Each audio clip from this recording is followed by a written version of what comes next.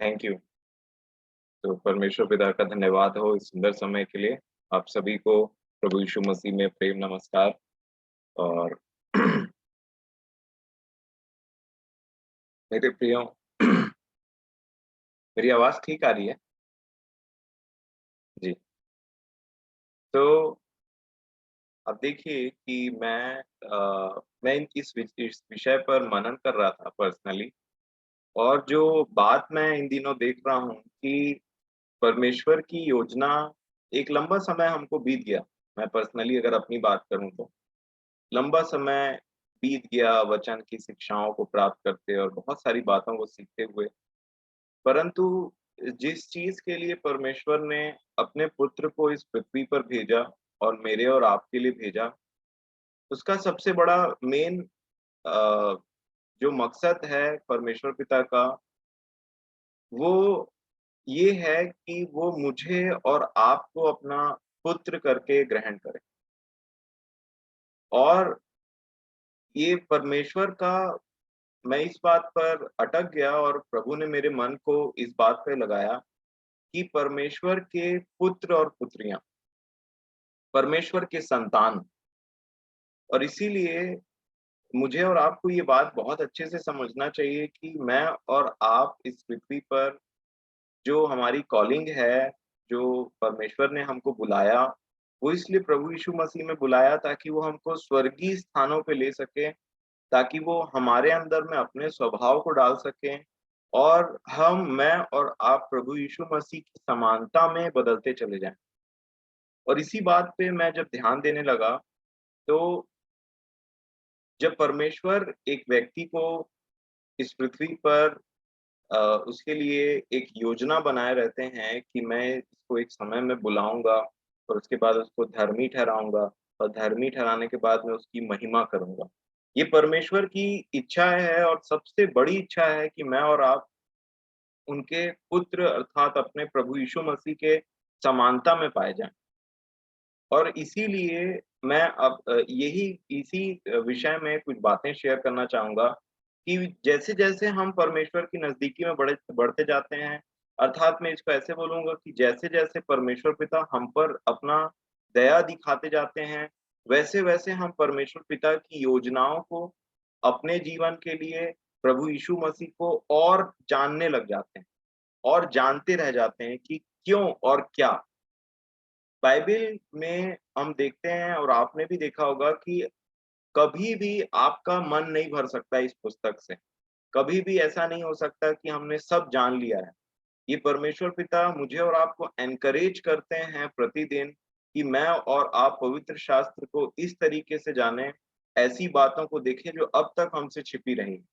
और इसीलिए अ, जब मैं इस वचन को मतलब जब मैं सोच रहा था कि जो मैंने सीखा वो आपको कैसे समझाऊँ, तो इसके लिए मैं सबसे पहला बात ये बोलना चाहूँगा कि जो प्रभु यीशु मसीह ने बोला, उन्होंने कहा कि कि तुम पहले परमेश्वर के राज्य और उसकी धार्मिकता।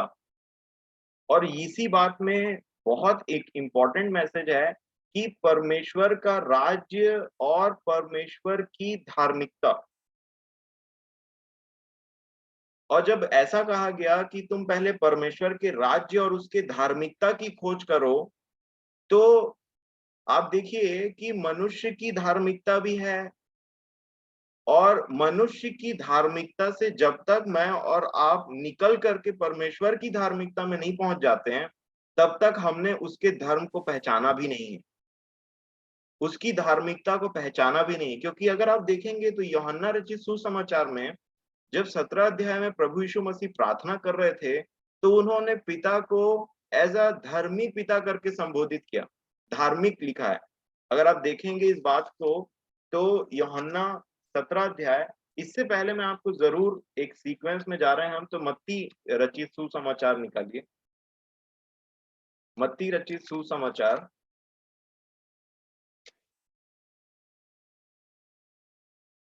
और उसका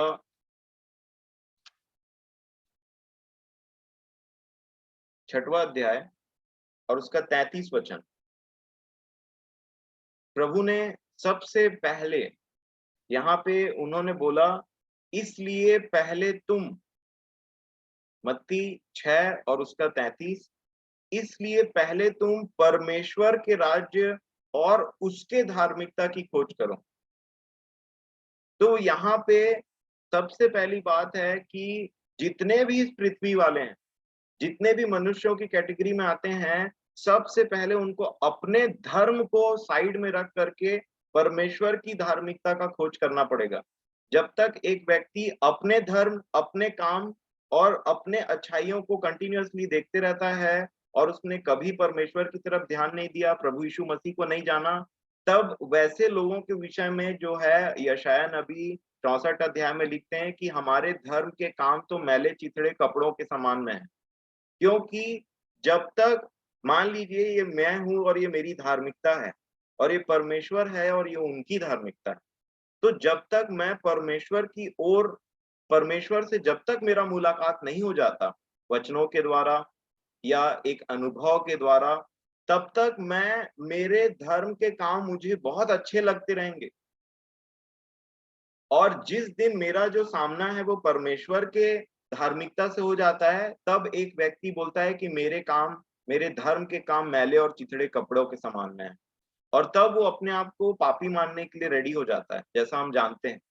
और तब वो वहीं से सबसे पहला स्टेप होता है कि हम परमेश्वर की धार्मिकता की तरफ ध्यान दें। और यही चीज जो परमेश्वर की धार्मिकता है, इसी का नाम है प्रभु यीशु मसीह। और इसीलिए प्रभु यीशु मसीह ने बोला कि बिना मेरे कोई पिता के पास नहीं पहुंच सकता। इसका मतलब क्या है? देखिए, कई वचन ऐसे होते हैं जिसको हम जानते हैं, परंतु जब तक आप उसमें विचार नहीं करेंगे और जब तक आप ये नहीं बोलेंगे कि प्रभु मुझे 100% समझना है कि इसका मतलब क्या है, 99% भी मेरे को श्योरिटी नहीं, परंतु 100% श्योरिटी चाहिए कि आपने जो सेंटेंस बोला, जो वाक्य बोला, जो शब्द बोले, उसका मतलब क्या है। क्योंकि पवित्र आत्मा का काम ही है कि वो मेरी और आपका सहायक है और वो हमारी सहायता करने के लिए रेडी है। तो मैं क्यों सहायता ना लूं, और क्यों मैं 100% अश्योर्ड नहीं रहूं अपने जीवन के सबसे इंपॉर्टेंट विषय के लिए। क्योंकि जितना मैं और आप एश्योर्ड रहते हैं, जितना मैं और आप उसमें 100% किसी चीज को विश्वास करते हैं और उसमें एकदम से कॉन्फिडेंट रहते हैं, तो हमें एक बोल्डनेस आता है। और दूसरा, उतना ही डाउट करने का जो कॉन्सेप्ट रहता है वो घटते चले जाता है, और नेक्स्ट कोई आपको बहका नहीं सकेगा उस विषय में। और इसीलिए जब प्रभु यीशु मसीह ने प्रार्थना किया और उन्होंने यूहन्ना रचित सुसमाचार उसके 17 अध्याय में प्रार्थना करते करते खत्म करने से पहले, यूहन्ना रचित सुसमाचार उसका 17 और देखिए 24 और 25 वचन में पिता को संबोधित करने के लिए दो अलग अलग वाक्य बोले प्रभु ने। 24 वचन में प्रभु यीशु मसीह ने देखिए क्या बोला। यूहन्ना 17 और उसके 24 में वो प्रार्थना कर रहे थे, तो हे पिता, हे पिता मैं चाहता हूं, और वो बोलने लगे, प्रार्थना किया। परंतु जैसे ही वो 25 वचन में आए, एक और नाम जुड़ा वहां पे उन्होंने कहा हे धार्मिक पिता। मतलब एक मनुष्य है और उसकी धार्मिकता अलग है, परंतु एक पिता है जो एक्चुअल में धर्मी है, और ये धर्मी है तो उसकी धार्मिकता भी होगी। और इसी को प्रभु यीशु मसीह ने बोला, पहले तुम परमेश्वर के धार्मिकता और उसके राज्य की खोज करो। परमेश्वर ने अपनी धार्मिकता के अनुसार में चाहा है कि मुझे और आपको धर्मी बनाए, और मुझे और आपको धर्मी मतलब जस्टिफाइड करे कि अब ये पाप रहित है, और फिर उसके बाद में मेरे और आपकी महिमा करे। अब देखिए इसका विपरीत क्या होता है। जैसे रोमियो की पत्री उसका 10 अध्याय अगर आप निकालेंगे, तो यहाँ पे क्या लिखा है, रोमियो 10 और 1 यहाँ लिखा है। मैं वेट करूंगा, आप जल्दी आप निकालिए ताकि हम सब एक साथ पढ़ने पाए। रोमियो 10 अध्याय और उसका 1 वचन लिखा है, हे भाइयों, मेरे मन की अभिलाषा और उनके लिए परमेश्वर से मेरी प्रार्थना है कि वे उद्धार पाएं। किन लोगों के बारे में बोल रहे हैं? क्योंकि मैं उनकी गवाही देता हूं कि उनको परमेश्वर के लिए धुन रहती है। ऐसे भी लोग हैं जो परमेश्वर के लिए धुनी है, ऐसे भी लोग हैं जो परमेश्वर परमेश्वर परमेश्वर यही यही बात बोलते रहते हैं, अर्थात उनका मन भी परमेश्वर की बातों पे लगा हुआ है, परंतु पौलुस बोलते हैं कि वे उद्धार पाए, ये मेरी प्रार्थना है उनके लिए। क्यों? क्योंकि आगे लिखा है, परंतु बुद्धिमानी के साथ नहीं धूर्त रहता है। अब ये क्या किस बात को बोल रहे हैं, 3 वचन को देखिए। क्योंकि वे परमेश्वर की धार्मिकता से अनजान होकर और अपनी धार्मिकता स्थापित करने का यत्न करके परमेश्वर की धार्मिकता के अधीन न हुए, क्योंकि हर एक विश्वास करने वाले के लिए धार्मिकता के निमित्त मसीह व्यवस्था का अंत है। मतलब जो ये धार्मिकता है, ये परमेश्वर की धार्मिकता अलग है, जिसके अधीन में होकर के आप और मैं धर्मी ठहर सकते हैं। और मनुष्य की धार्मिकता अलग है, जो 2-4 अच्छे काम वो करने लग जाता है, तो सोचता है कि मेरे इन अच्छे कामों की वजह से मैं परमेश्वर के निकट में एक धर्मी व्यक्ति हूँ। मैं गीत भी गाता हूँ, मैं गवाही भी देता हूँ, मैं वचन भी पढ़ता हूँ, मैं काफ़ी चीज़ों को जानता हूँ, मैं परमेश्वर को परमेश्वर करके भी बोलता हूँ। लेकिन वो सब मैं करता हूँ। मैंने और ऐसे लोगों के विषय में क्या लिखा है? पहले वचन के आखिरी लाइन में उनकी प्रार्थना ये है पौलुस की कि वे उद्धार पाएँ। वैसे लोग उद्धार पाए ही नहीं। मतलब उन्होंने परमेश्वर की धार्मिकता में एंट्री ही नहीं लिया। और यही सबसे बड़ी कमी थी यहूदी लोगों की उस समय की, जो प्रभु यीशु मसीह के अधीनता में होना ही नहीं चाहते थे और सोचते थे कि इसके बिना भी हमारा पिता परमेश्वर है, हम अब्राहम की संतान हैं और हम स्वर्ग जाएंगे। परंतु अ, जब हम धार्मिक धार्मिक परमेश्वर की धार्मिकता के विषय में देखते हैं, तो ये अचानक से प्रकट नहीं हुआ। यिर्मयाह नबी की पुस्तक में इसके विषय में भविष्यवाणी हुई थी कि परमेश्वर हमारी धार्मिकता है करके एक व्यक्ति आएगा और उसका नाम यही रखा जाएगा, परमेश्वर हमारी धार्मिकता। तो जब परमेश्वर मुझे और आपको या किसी भी व्यक्ति को धर्मी बनाता है, मैं देखिएगा, ध्यान दीजिएगा, हम किस बारे में देख रहे हैं कि मुझे और आपको वो अपने पुत्र और पुत्री के समानता में बना करके ऊपर ले जाने के लिए उसकी योजना है, अपने साथ में रखने के लिए, हमेशा के लिए। तो जब परमेश्वर मुझे और आपको धर्मी बनाता है, तो कैसे बनाता है? रोमियो की पत्री उसका 3 अध्याय और 20 वचन और 21 वचन में इसका क्लियर संदेश दिया है। हालांकि बहुत सारी बातें हैं इसमें, बट जो मेरा विषय है उसमें मैं अलाइंड रहते हुए, उसी पर ठहरते हुए ये बातों को बोल रहा हूँ। रोमियो 3 और उसका 20 में लिखा है, क्योंकि व्यवस्था के कामों से कोई प्राणी उसके सामने धर्मी नहीं ठहरेगा। ये इम्पॉसिबल है परमेश्वर की धार्मिकता खोजे बिना अपनी धार्मिकता स्थापित करके कितनों अच्छे काम करें, कितनों भी सद्गुण हमारे अंदर पाए जाएं, अगर परंतु वो काम हमारे हैं और परमेश्वर की धार्मिकता के अनुसार नहीं है, तो वो कोई काम के नहीं, वो धर्मी नहीं ठहर सकता। तो कैसे धर्मी ठहरता एक व्यक्ति? 21 वचन में लिखा है, परंतु अब व्यवस्था से अलग परमेश्वर की वह धार्मिकता, किसकी धार्मिकता? जिसके विषय में परमेश्वर यीशु मसीह ने खोज करने के लिए बोला, उसको खोजो। परंतु अव्यवस्था से अलग परमेश्वर की वह धार्मिकता प्रकट हुई है, जिसकी गवाही व्यवस्था और भविष्यद्वक्ता देते हैं। कौन है वो? अर्थात परमेश्वर की वह धार्मिकता जो यीशु मसीह पर विश्वास करने से सब विश्वास करने वालों के लिए है। अब कोई व्यक्ति जिसको लगता है मैं पहले से धर्मी हूं, वो प्रभु यीशु मसीह पर विश्वास क्यों करेगा? अगर किसी व्यक्ति को लगता है मैंने कोई पाप नहीं किया, मैं तो ज्यादा धर्मी व्यक्ति हूं, तो उसको प्रभु यीशु मसीह की क्या जरूरत?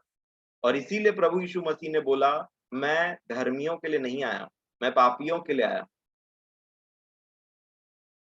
यही सबसे बड़ा एक तो दिक्कत हो जाता है कि हम सरेंडर करने के लिए रेडी नहीं होते हैं कई बार, कि हम पापी हैं करके। और इसके आगे में क्या लिखा है? क्योंकि कुछ भेद नहीं, इसलिए कि सब ने पाप किया है। ये सब ने पाप किया तो है, लेकिन सब मानने के लिए तैयार हो तब ना।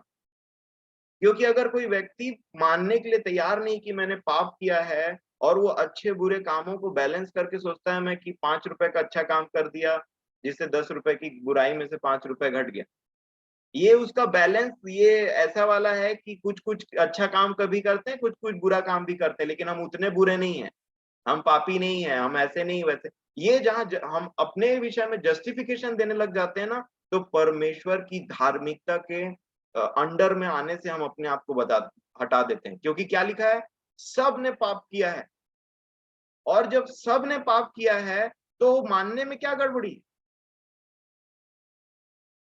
और यीशु मसीह पापियों के लिए ही तो आए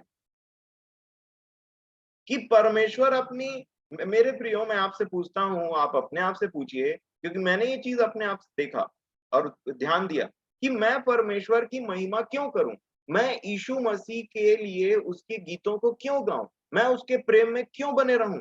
क्यों? क्योंकि जो काम मैं नहीं कर पाया और ना मैं कभी कर सकता था, वो काम उसने मेरे लिए किया, इसलिए वो मेरा परमेश्वर है।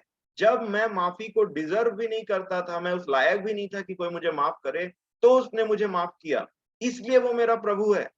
जब मैं महापापी था, तब उसने मेरे पापों को साइड में हटा करके मुझे अपने लहू से धोया, मुझे सुसमाचार सुनाया अपने संदेश का कि मैंने तुम्हारे पापों के लिए अपने प्राण को दिया है, इसलिए वो मेरा प्रभु है। और इसलिए मैं अपने सच्चे मन से अपने प्रभु की महिमा करूंगा, क्योंकि जो काम मैं नहीं कर पाया, जो मैं नर्क डिजर्व करता था, जो मैं डिजर्व करता था मृत्यु को, उसने उसे अपने ऊपर ले लिया।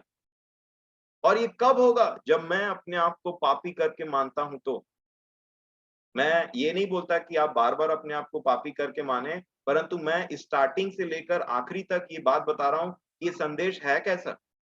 और सुसमाचार किसको बोलते हैं? अनुग्रह क्या है? जब जब यूहन्ना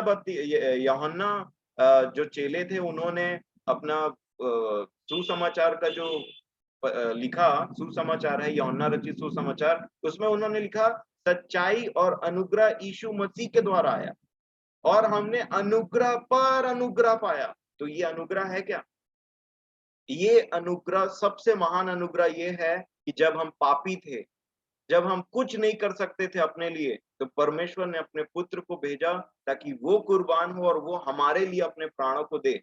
और इसलिए जैसे ही हम परमेश्वर की धार्मिकता में एंटर करते हैं ना, कि तब हम ये नहीं बोलते कि मैं अपने कामों के कारण या मैं इस काम के कारण या मैं उस काम के कारण एक धर्मी व्यक्ति हूँ। हम बोलते हैं कि मैं इसलिए धर्मी हूँ क्योंकि मेरा यह विश्वास है कि प्रभु जो जो निष्कलंक मेमना था, उसने मेरे लिए अपने प्राण दिया, उसके लहू से मैं धर्मी ठहर गया।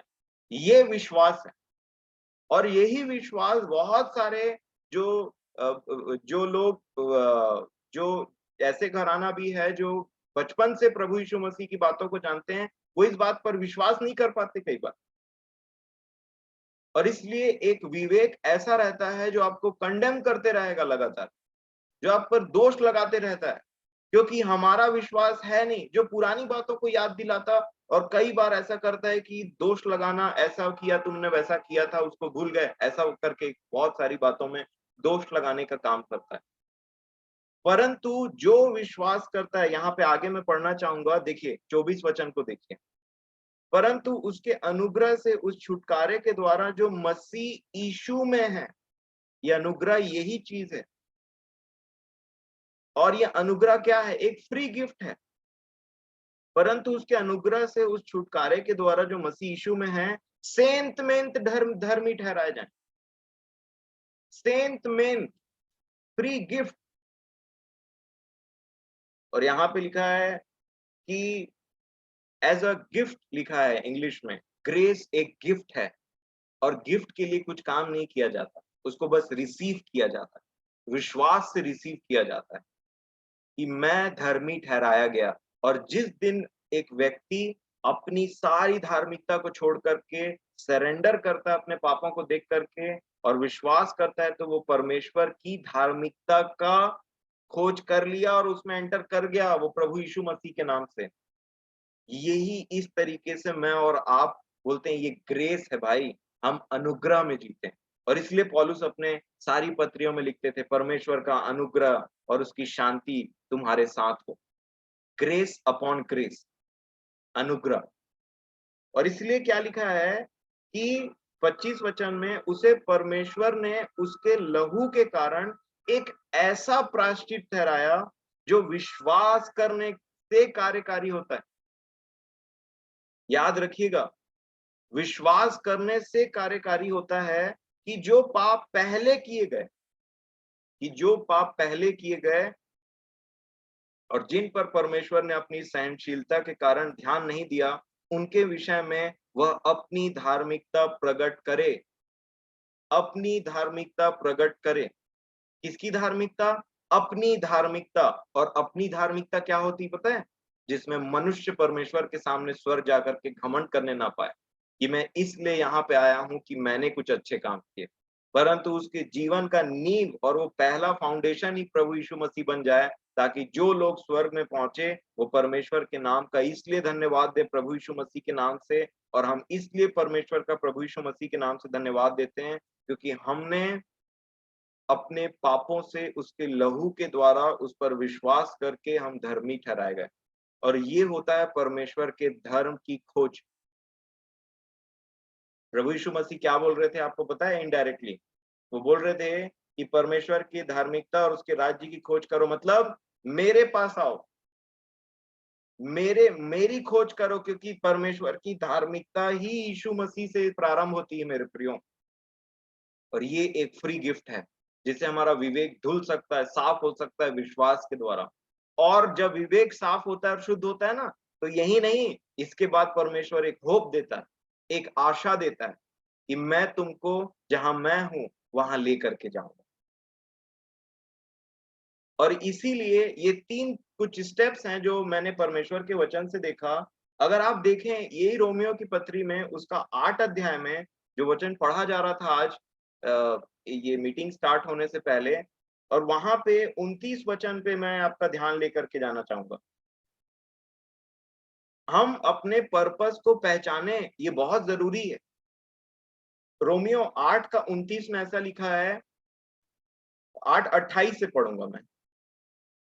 देखिए क्या लिखा है, रोमियो 8 उसका 28। हम जानते हैं कि जो लोग परमेश्वर से प्रेम रखते हैं उनके लिए सब बातें मिलकर भलाई ही को उत्पन्न करती हैं, अर्थात उन्हीं के लिए जो उसकी इच्छा के अनुसार बुलाए गए हुए हैं। अब क्या करता है, आगे क्या लिखा है, क्योंकि जिन्हें उसने पहले से जान लिया, प्री डेस्टाइंड, वो पहले से सेट था उनका उनका डेस्टिनेशन। पौलुस जो शाऊल थे, उनको प्रभु यीशु मसीह जानते थे कि उसको शाऊल को पौल बना करके कलीसिया स्थापित करना है और वो ऐसी मृत्यु से मेरी महिमा करेगा। पतरस जो मछुआरा था, उनको पता था कि ये कलीसिया का एक नींव बनाऊंगा मैं, इसमें ये कलीसिया का निर्माण इसके द्वारा किया जाएगा और इनके द्वारा ये काम करेगा। वो प्रीडेस्टाइन था, पहले से वो नियुक्त था। परंतु पहले से नियुक्त वाले व्यक्ति को पता नहीं था कि वो पहले से नियुक्त। कैसे? जब प्रभु यीशु मसीह ने यूहन्ना और याकूब को डांटा तो बोला, तुम नहीं जानते कि तुम कैसी आत्मा के हो। अपने अपने जीवन में पूछिए और देखिए कि हमारे जीवन की गवाही कैसे, हम क्या थे। यद्यपि हम परमेश्वर के वचन सुनने, पढ़ने, उसके अनुसार चलने, उसके पुत्र की समानता में चलने के लिए बुलाए गए थे, पर एक लंबा समय काट डाला हमने उसके बिना। और यही काम वो करते हैं। क्यों? क्योंकि इस लंबे समय में जो हमारा शरीर का जीवन है वो बड़ा होते जाता है और पाप खूब होते जाता है। तब हमको सुसमाचार सुनाया जाता है कि तुम्हारे जो इतने पाप है जो डेली होता है, जिससे तुम छूट नहीं सकते, तो परमेश्वर की ओर देखो जिससे उसकी धार्मिकता प्रकट हो। और आप देखिए एक यहाँ पे 29 वचन पे ध्यान देंगे ठीक से, क्योंकि जिन्हें उसने पहले से जान लिया, फिर क्या करता है, उन्हें पहले से ठहराया भी है कि उसके पुत्र के स्वरूप में हो। ये परमेश्वर का एक प्लानिंग है हर एक व्यक्ति के लिए। मैं फिर से पढ़ना चाहूंगा 29 को, क्योंकि जिन्हें उसने पहले से जान लिया है, उन्हें पहले से ठहराया भी है कि उसके पुत्र की समानता में हो जाए। और आगे क्या लिखा है, ताकि वह बहुत भाइयों में पहलौठा हो। ये बहुत जो है ना, उसको ध्यान रखिएगा, इसमें ही बहुत बड़ी बात छिपी है। ये आपको एनकरेज करेगा आज के दिन में, ये मेरा विश्वास है। क्या लिखा, बहुत भाइयों में पहलौठा हो। अब ये बहुत भाइयों में पहलौठा मतलब सबसे पहला पुत्र वही हो, और उसके बाद बहुत सारे भाई हों, उनमें पहलौठा हो। आगे क्या लिखा, अब देखिए 30 वचन में क्या करते हैं परमेश्वर, फिर जिन्हें उसने पहले से ठहराया, जो प्री डेस्टाइन थे, तो क्या किया, उन्हें धर्मी भी ठहराया। सॉरी, इससे आया और पहले होना चाहिए कुछ, नहीं, 30 वचन में मैं फिर से पढ़ूंगा। फिर जिन्हें उसने पहले से ठहराया उन्हें बुलाया भी।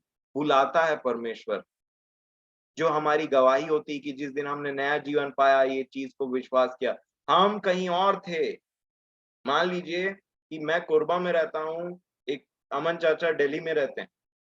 अब मान लीजिए मेरे को, अब अमन चाचा दिल्ली में रह रहे हैं, लेकिन कुछ काम मैंने अमन चाचा के लिए यहाँ पे सेट करके रखा है पहले से, तो अमन चाचा को मेरे को कॉल करके बुलाना पड़ेगा दिल्ली से कोरबा में कि आप यहाँ पे आइए और ये काम आपके लिए है। और वैसे ही परमेश्वर करता है कि हम जो भटके रहते हैं अपने जीवनों में ना, वो हमको बुलाता है, यद्यपि हम पहले से ठहराए हुए रहते हैं। आप देखिए पतरस का कितना बड़ा जिम्मेदारी था कलीसिया के नाम पे, पर वो व्यक्ति एक बहुत लंबे समय तक अपना मनमानी करते रहे और वो मछली पकड़ते रहे। मतलब उनको जीरो नॉलेज था कि परमेश्वर मेरे जीवन से क्या चाहता है। ऐसे ही हमारे साथ होता है, हमको जीरो नॉलेज रहता है कि हमारे जीवन में क्या है, इसीलिए हम एक लंबा समय उधर बिता देते हैं। तब परमेश्वर हमको बुलाता है जहां कहीं भी हम हैं, और बुलाने के बाद क्या करता है, और जिन्हें बुलाया उन्हें धर्मी भी ठहराया। धर्मी ठहराया मतलब बुला के सुसमाचार सुना के अपने पुत्र की बातों को सुनाता है, और तब हम धर्मी ठहरते हैं विश्वास से, उसके लहू के द्वारा। और धर्मी ठहराने के बाद वो ऐसे ही नहीं छोड़ देता, आगे क्या लिखा है, धर्मी भी ठहराया है, और जिन्हें धर्मी ठहराया उन उनको उनके साथ क्या करता है, उन्हें महिमा भी दी है। आप प्रभु यीशु मसीह की प्रार्थना को पढ़िएगा, उन्होंने लास्ट 17 अध्याय में चेलों के लिए क्या बोला था अपने पिता से, पिता जो महिमा तूने मुझे दी मैंने इन्हें दिया। और ये जो महिमा है ये एक्चुअल में पृथ्वी पर बहुत कम प्रकट होता है। ये जो महिमा है याद रखिएगा, जो एक्चुअल ग्लोरिफिकेशन है हमारा, वो एक्चुअल में स्वर्ग में होगा। इसका आप देखिए रोमियो के 5 अध्याय में, और उसका दूसरा वचन देखिए क्या लिखा है महिमा के विषय में। रोमियो 5 और उसका दूसरा लिखा है कि जिसके द्वारा विश्वास के कारण उस अनुग्रह तक जिसमें हम बने हैं हमारी पहुंच भी हुई, और परमेश्वर की महिमा की आशा पर घमंड करें। मतलब महिमा एक ऐसी चीज है जिसकी आशा लगा करके बैठे हैं हम। कुलुसियों 3 और उसका 1 और 2 वचन देखिए क्या लिखा है। कुलुसियों की पत्री उसका 3 अध्याय और उसका 2 वचन देखेंगे। कुलुसियों 3 और 2 देखिए क्या लिखा है, पृथ्वी पर की नहीं परंतु स्वर्गीय वस्तुओं पर ध्यान लगाओ, क्योंकि तुम तो मर गए और तुम्हारा जीवन मसीह के साथ परमेश्वर में छिपा हुआ है। और फिर चौथे वचन को ध्यान से देखिए क्या लिखा है, क्या बोलते हैं वो, जब मसीह जो हमारा जीवन है प्रकट होगा, तब तुम भी उसके साथ महिमा सहित प्रकट किए जाओगे। ये महिमा अभी बाकी है। तो क्या करता है परमेश्वर, जिनको पहले से ठहराया उनको बुलाने का काम करता है, और जिनको बुलाया उनको बुला के धर्मी ठहराता है, और जिनको धर्मी ठहराया उनको महिमा देता है। यही वो अपने पुत्र में उसकी चाहत है मेरे और आपके जीवन के लिए। मैं इस विषय में 100% श्योर हूं कि जो परमेश्वर ने मुझसे बात किया कि जो प्री डिस्टाइंड है वो भूले भटके रहते हैं, उनको जाके सुसमाचार सुनाना पड़ता है, वो विश्वास करते हैं, उनके जीवन में गवाही होती है नए जन्म की उस दिन। उसके बाद में वो धर्मी ठहराए जाना, धर्मी ठहराए जाने के बाद में, अब जो धर्मी ठहराया गया वो धर्म के काम करेगा ना, परंतु अब जो धर्मी ठहराया गया और जो धर्म के काम किए जाते हैं वो एक्चुअल में परमेश्वर के अकाउंट में जाते हैं, क्योंकि परमेश्वर ने धर्मी ठहराया, और धर्मी ठहराने के बाद में उसी ने सिखाया कि और आगे धर्म के काम कैसे किए जाते हैं, क्योंकि वो धर्मी है।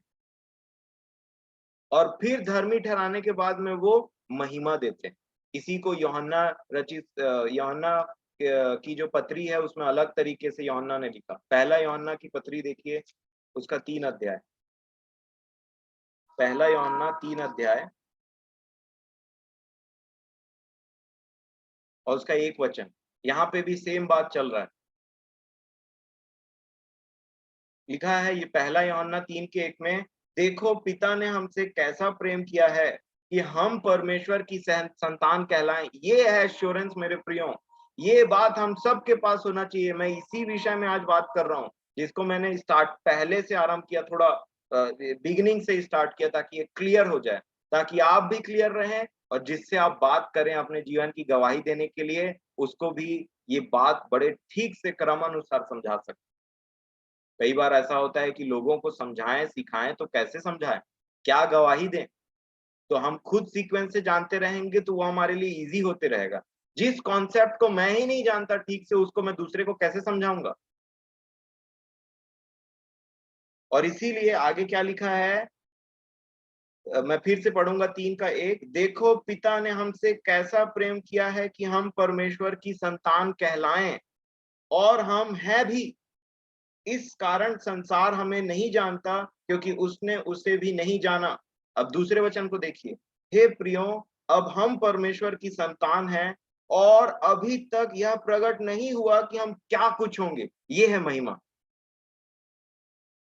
जो अभी प्रकट नहीं हुआ है इस पृथ्वी पर आगे क्या लिखता है, इतना जानते हैं कि जब वह प्रकट होगा, जिसको पौलुस कुलुसिया में बोल रहे थे कि जब मसीह प्रकट होगा तो हमारी हमारी जो महिमा है वो उसमें प्रकट होगी। तो वही यूहन्ना बोल रहे हैं कि इतना जानते हैं कि जब वह प्रकट होगा तो हम उसके समान होंगे। इससे बड़ी महिमा क्या हो सकती।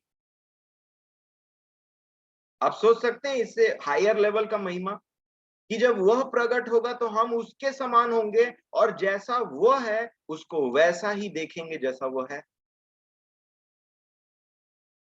तब परमेश्वर के पुत्र और पुत्रियों की महिमा होगी वहां। क्योंकि संसार के विषय में यूहन्ना ने अभी क्या बोला, कि ये संसार नहीं जानता है हमें।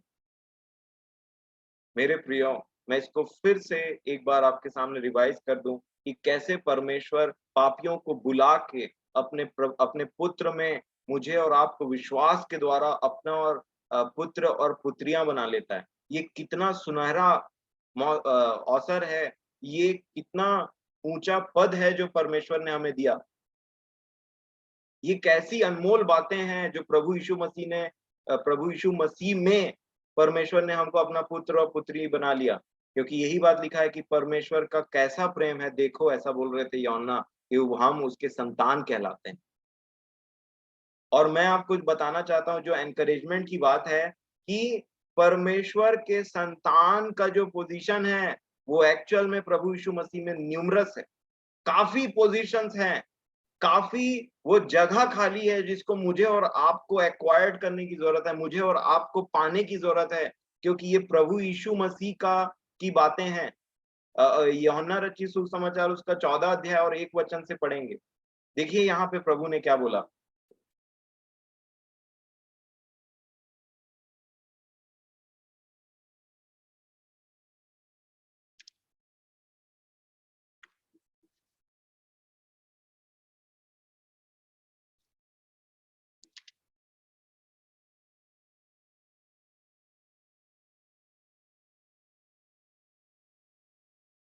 मैंने आपको बोला था कि बहुतों को धर्मी ठहराए।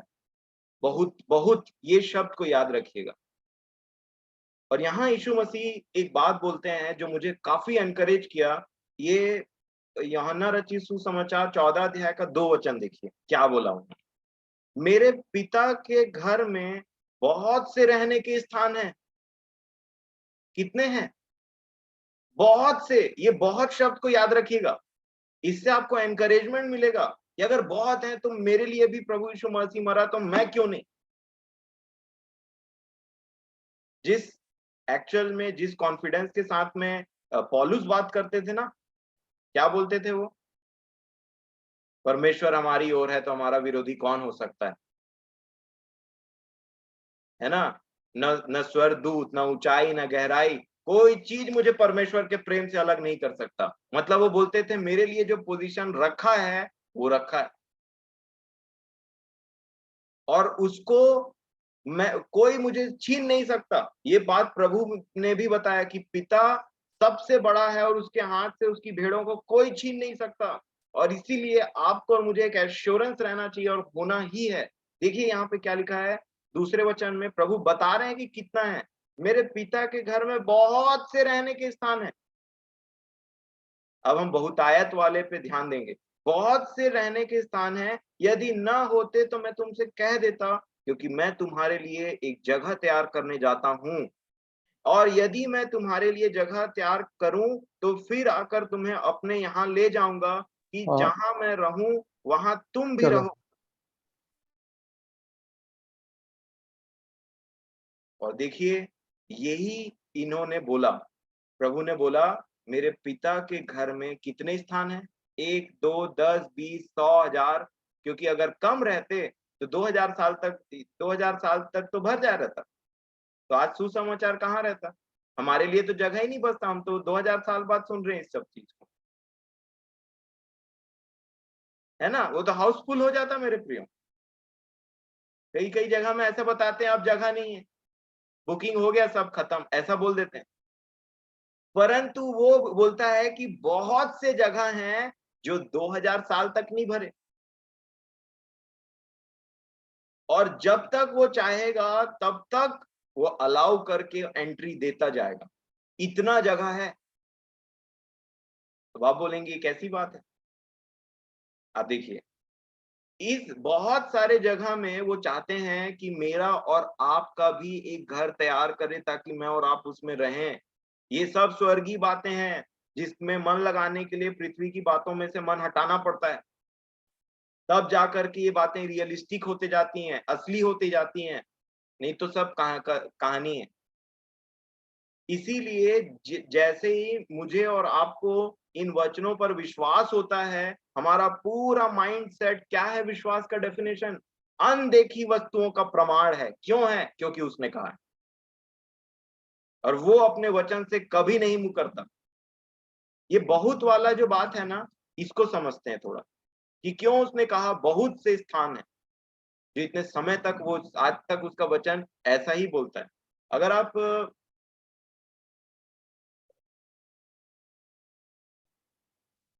रोमियो की पत्री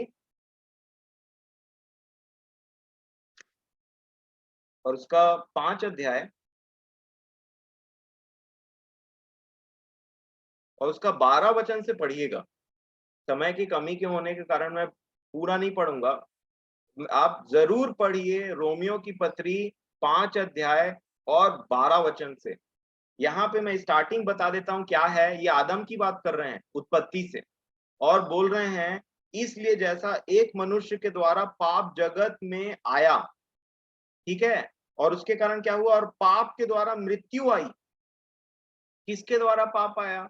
आदम के द्वारा। और पाप आने के बाद क्या आया? मृत्यु आई। एक व्यक्ति के द्वारा, एक व्यक्ति पूरे संसार में मृत्यु लेकर के आ गया दूसरे मनुष्यों के लिए। तो आगे क्या लिखा है? और इसी रीति से मृत्यु सब मनुष्यों में फैल गई, क्योंकि सब ने पाप किया।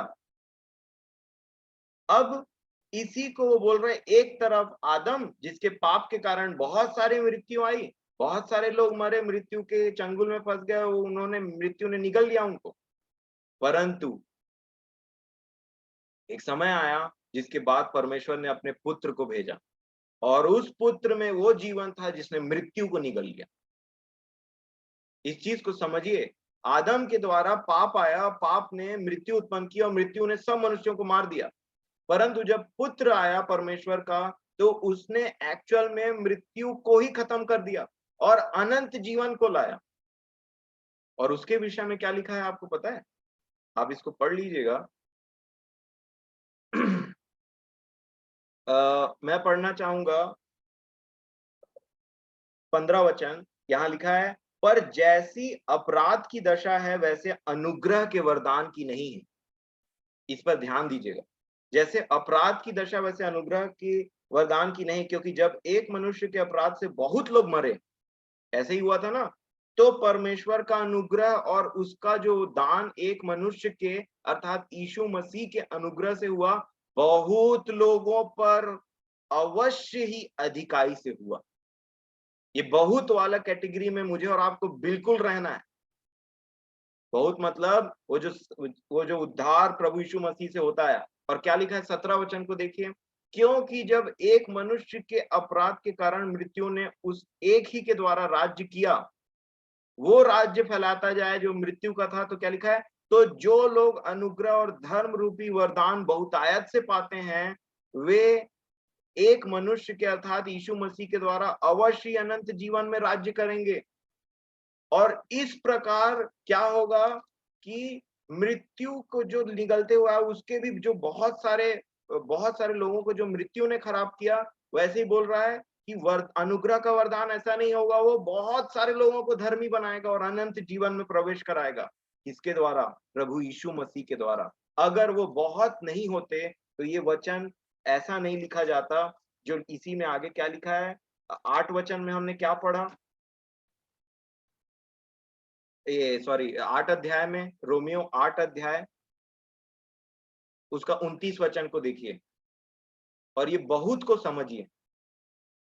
क्या लिखा 8:29 में, क्योंकि जिन्हें उसने पहले से जान लिया है उन्हें पहले से ठहराया भी है कि उसके पुत्र की स्वरूप में हो, ताकि वह बहुत भाइयों में पहलौठा ठहरे। ये बहुत को समझिए जो परमेश्वर बोलना चाह रहे हैं। और ये बहुत में हमारा नाम नहीं रहा तो फिर बहुत गड़बड़ी हो जाएगी। लेकिन चूंकि उसने बोला है कि बहुत लोग हैं, तो आज भी हमारे लिए अवसर है कि हम उसके पुत्र के समानता में बदल करके उस बहुत के कैटेगरी में शामिल हों। और इसी को वो कहता है कि गवाहों का ऐसा बड़ा बादल है। बहुत सारे समय से लोग अनंत जीवन में प्रवेश करते आए हैं मेरे प्रियो। उन्होंने भी मेरे और आपके जैसे स्ट्रगल किया है, मेहनत किया है, बलिदान दिए हैं अपनी इच्छाओं के। एक मसीही जीवन जिया है उन्होंने परमेश्वर के अनुग्रह से और उनके आत्मा की भरपूरी से। और उन्होंने प्रभु ने उनको अपने साथ में जगह दिया है और यही हमारी आशा है। एक और वचन पढ़ना चाहूंगा जो भविष्यवाणी हुई थी, जिससे आपको एक और कंफर्मेशन मिले, जो यशायाह नबी की पुस्तक उसके 53 अध्याय में मिला है, लिखा है। यशायाह 53 और 10 वचन, ये प्रभु यीशु मसीह के बारे में भविष्यवाणी की गई है। यशायाह 53 का 10, यशायाह नबी की पुस्तक 53 अध्याय और उसका 10 वचन में देखिए यहाँ पे क्या लिखा है।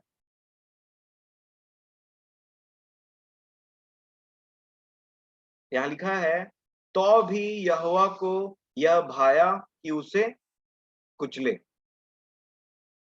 और क्या हुआ? उसी ने उसको रोगी कर दिया जब वह अपना प्राण दोष बलि करे, तब वह अपना वंश देखे। मैं फिर से आपको याद दिलाना चाहूंगा, मत्ती में वंशावली को याद रखिएगा।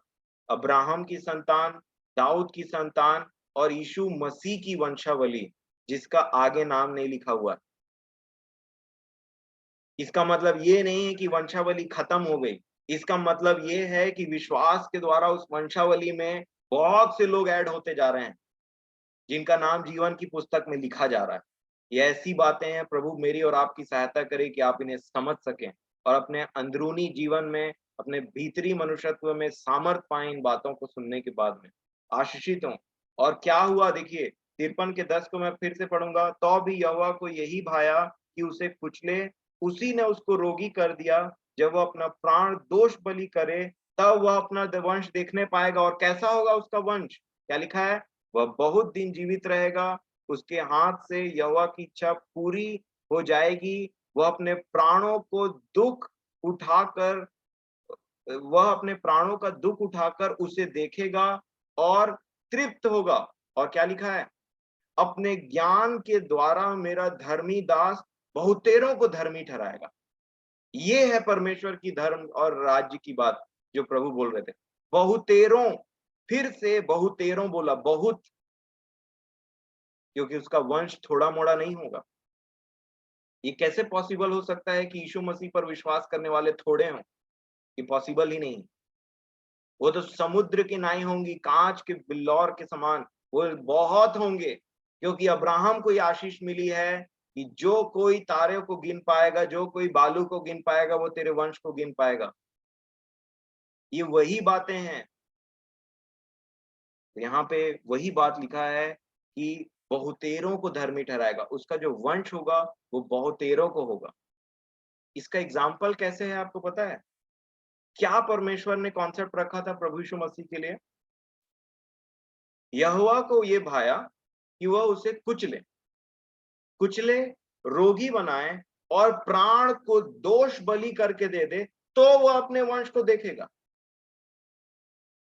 इसका मतलब ये प्रभु यीशु मसीह परमेश्वर के धर्म और परमेश्वर के राज्य का वो बीज है जिसको परमेश्वर ने बोया, और जैसा एक बीज मरे बिना पेड़ नहीं बनता है, वैसा ही ये भी अपना राज्य मरे बिना नहीं देख सकते थे। इसीलिए प्रभु यीशु मसीह ने अपने प्राण को दिया, और जैसा एक बीज को आप बोएंगे तो क्या होता है? वो मरता है, फटता है, वो उसके अंदर से एक चीज निकलता है, और जब एक बीज से एक पेड़ बनता है ना, तो उसमें कितने फल रहते हैं? फॉर एग्जाम्पल आम का बीज ले लीजिए। किसी व्यक्ति ने आम के बीज को एक खेत में लगाया, एक अच्छी उपजाऊ में जमीन में लगाया। जब वो बीज फटा और जब वो पौधा बना, फिर पेड़ बना, और जब वो पेड़ में फल आएंगे तो कितने फल होते हैं आम के पेड़ में? एक अच्छा आम का पेड़ जिसमें फल ही फल लदे रहते हैं। आप बताइए, एक बीज से मल्टीपल फल। इस चीज को आप ऐसे समझिए कि जैसे प्रभु यीशु मसीह ने अपने प्राण दिए, तो एक के द्वारा बहुत सारे लोग, बहुत सारे फल आए उस पेड़ में। वही एग्जैक्ट एग्जाम्पल है कि वहां पे लिखा है कि वो बहुत भाइयों में पहलौठा ठहरेगा।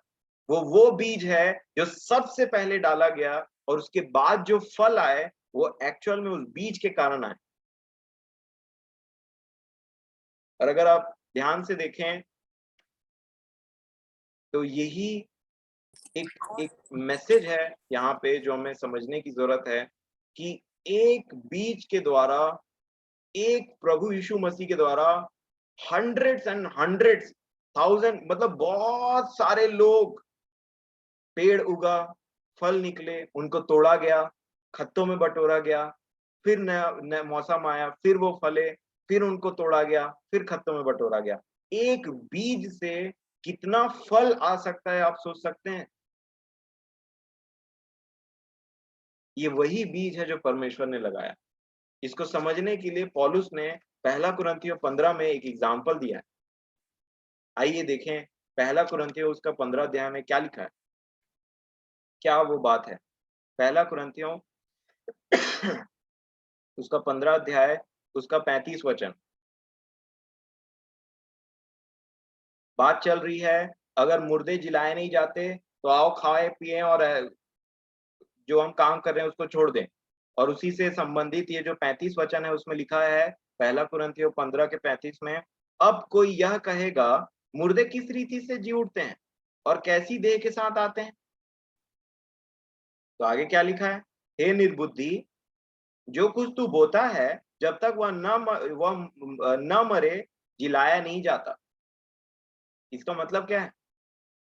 ये तो, अब आगे देखिए इसको कैसे एग्जाम्पल से लिया इन्होंने। 37 वचन में क्या लिखा है, और जो तू बोता है यह वह देह नहीं जो उत्पन्न होने वाली है, परंतु निरा दाना है, चाहे गेहूं का चाहे किसी और अनाज का। परंतु ये यहाँ पे बोलना क्या चाह रहा है? एक बीज, इसी एग्जाम्पल को प्रभु यीशु मसीह ने लिया था एक्चुअल में।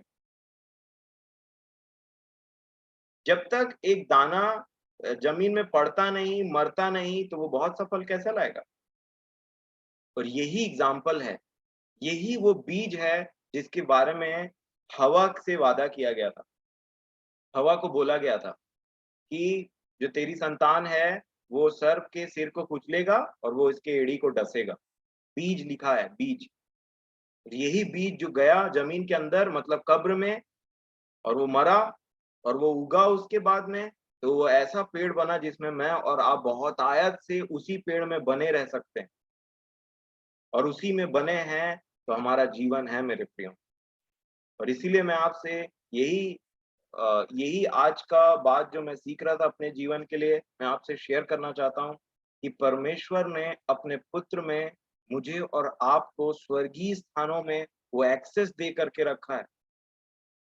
वो पुत्र और पुत्रियों का एक एक दर्जा दे करके रखा है, जिसको पाने के लिए डेफिनेटली हमें एक मसीही जीवन जीना पड़ेगा, डेफिनेटली हमें फलवंत रहना पड़ेगा।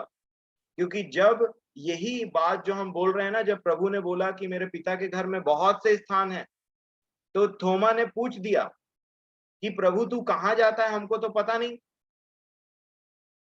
मतलब जो तू जा रहा हूँ बोल रहा है, तो हमको तो नहीं पता है कि आप कहाँ जा रहे हो। तब प्रभु ने क्या बोला? थोमा ने बोला था, मार्ग नहीं जानते हम। तब प्रभु ने बोला, मार्ग भी मैं ही, और सत्य भी मैं ही, और जीवन भी मैं ही। मतलब जो मार्ग मैंने लिया तुम्हारे बीच में रहते हुए, जो जीवन जिया मैंने तुम्हारे बीच में रहते हुए, एग्जैक्टली तुम उस चीज को फॉलो करते हो, तो जहां मैं हूं वहां पहुंच जाओ। वो पद चिन्ह दिया उनको कि मैं इस तरीके से आया, इस तरीके से जीवन जिया और इस तरीके से अब जा रहा हूं। वैसे ही उन्होंने हमको भी बोला कि मार्ग मैं हूं, मतलब बिना मेरे कोई पिता के पास पहुंच नहीं सकता, बिना मेरे द्वारा शुद्ध किए जाने के बाद में जो जीवन का जो चाल है, जो पवित्र आत्मा हमको लीड करता है वो परमेश्वर की तरफ, उसके बिना हम वहां नहीं पहुंच सकते। इसी का मतलब होता है बिना मेरे द्वारा कोई पिता के पास में नहीं पहुंच सकता। सबसे पहले उसके खून के द्वारा धर्मी ठहराया जाना, बुला करके, और उसके बाद जो रास्ता उसने लिया सेवकाई की, उसके बाद में जो जैसा उनका चाल-चलन था एक-एक चीज़ों को लेकर के, उसके बाद में जो क्रूस का जीवन था, क्रूस के जीवन के बाद में जो वो पिता के पास पहुँचे, उसी को बोल रहे थे, यही मार्ग है। इसी में तुम भी आना, जैसा मैं पिता के पास पहुँचा वैसे तुम भी पहुँच जाओगे पिता के पास। और जो घर मैंने तुम्हारे लिए रखा है, वो घर में तुम रह सकते हो। और इतना बड़ा वायदा है मेरे प्रियो हमारे पास में। इसीलिए कोई प्रकार का डाउट ना हो मुझे और आपको। इसीलिए मैंने आपको स्टार्टिंग से लेकर के लास्ट तक बताया। एक पापी की कैटेगरी से लेकर के एक स्वर्गीय जीवन तक का रास्ता जो प्रभु ने हमारे लिए रखा, उसको बताया। और मैं फिर बोलता हूँ कि इसमें जो एक गड़बड़ी होती है, वो ये होती है कि मुझे और आपको एक समय आता है जिसमें अपना सच्चा समर्पण करने की ज़रूरत होती है, विश्वास के द्वारा कि हाँ, मैं हूँ, मुझसे ये हुआ। परंतु आप जो धर्मी हैं, आपने जो उपाय रखा है प्रभु यीशु मसीह में, कि जिससे मेरे पाप धुल सकते हैं, उससे धुल करके विश्वास से जस्टिफाइड होना, धर्मी ठहरना, ये बहुत इम्पोर्टेंट है। और मैं आपको बताना चाहता हूँ इसमें एक गड़बड़ी कहाँ पे होती है कि जब लोग अपने आप को पापी होते हुए भी मानने नहीं होते हैं, या फिर वो 2-4 अच्छे काम करके वो सोचते रहते हैं कि हम अच्छे हैं, यही गड़बड़ी होती है। इसी को घमंड बोलते हैं। और इसी के विषय में एक बात और बोलूँगा, फिर हम आज के इस मीटिंग को खत्म करेंगे। जो प्रभु ने बोला, जो एक बाधा बनता है स्वर्ग के राज्य में जाने से, और वो मत्ती रचित सुसमाचार और उसका 19 मत्ती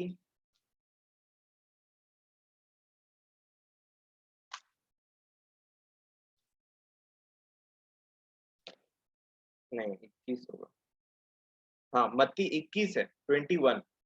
मत्ती रचित सुसमाचार 21 अध्याय और 28 वचन। यहाँ एक दृष्टांत है, और दृष्टांत के बाद में प्रभु का एक मैसेज है। देखिए क्या लिखा है, मत्ती 21 अध्याय और 28 वचन। प्रभु ने बोला, तुम क्या सोचते हो? किसी मनुष्य के 2 पुत्र थे। उसने पहले के पास जाकर कहा, हे पुत्र, आज दाख की बारी में काम कर। उसने क्या उत्तर दिया? मैं नहीं जाऊंगा। परंतु बाद में पछताकर गया। फिर पिता ने दूसरे के पास जाकर ऐसे ही कहा। उसने क्या उत्तर दिया? जी हाँ, जाता हूं, परंतु नहीं गया। एक बोला नहीं जाऊंगा, बाद में पछताकर चला गया। एक बोला जाता हूं और नहीं गया। फिर क्वेश्चन है, इन दोनों में से किसने पिता की इच्छा पूरी की? तो जवाब आया, पहले ने। यीशु ने कहा, मैं तुमसे सच कहता हूं कि महसूल लेने वाले और वेश्याएं तुमसे पहले परमेश्वर के राज्य में प्रवेश करते हैं। क्यों ऐसा कहा? मैं फिर पढ़ूंगा 31 जो मैंने पढ़ा। मैं तुमसे सच कहता हूं, ये प्रभु यीशु मसीह की वाणी है, मैं तुमसे सच कहता हूं कि महसूल लेने वाले और वेश्याएं तुमसे पहले परमेश्वर के राज्य में प्रवेश करते हैं, क्योंकि यूहन्ना धर्म का मार्ग दर्शाते हुए तुम्हारे पास आया और तुमने उसका विश्वास न किया, पर महसूल लेने वालों और वेश्याओं ने उसका विश्वास किया, और तुम यह देखकर बाद में भी न पछताए कि उसका विश्वास करते। 2 चांस तुमने ठुकराया, और क्यों नहीं विश्वास किया उसका मैं कारण जो मैं समझता हूं वो मैं आपको बताता हूं। जो प्रभु ने मुझसे बातचीत किया, वेश्याएं और महसूल लेने वालों का समाज में कोई इज्जत होता ही नहीं, और सब उन पर अलग दृष्टि से देखते हैं, उनको दोष लगाते हैं, और ऐसों का जो इज्जत नहीं होता है ना समाज में, वो पहले से जानते हैं हमारे कोई धर्म के काम है ही नहीं, हम तो पहले से ही पापी हैं, लोग हमको पहले से ही जानते हैं, उनको खुद पता रहता है कि हम एक ऐसी दशा में है जहां हमको दिखाने के लिए कुछ है ही नहीं, जहां हमको बेवकूफ बनाने के लिए लोगों को कुछ है ही नहीं, हम कौन सा पर्दा ओढ़ करके घूमे। और वैसे ही लोग सुसमाचार सुनते साथ उसको ग्रहण करते हैं, परंतु जो कम पापी रहते हैं ना अपने नजर में, उनको कन्विंस करना बहुत मुश्किल रहता है कि हम पापी हैं, तुम पापी हो करके। और इसलिए उनमें एक ऐसी घमंड की बात रहती है, जो 50-50 लाइफ जीते रहते हैं ना, वो आधा सोचते हैं नहीं मैं अच्छा भी हूँ, थोड़ा सा बुरा हूँ, लेकिन मैं ऐसा तो पापी नहीं हूँ जो मुझे इस चीज की जरूरत पड़े।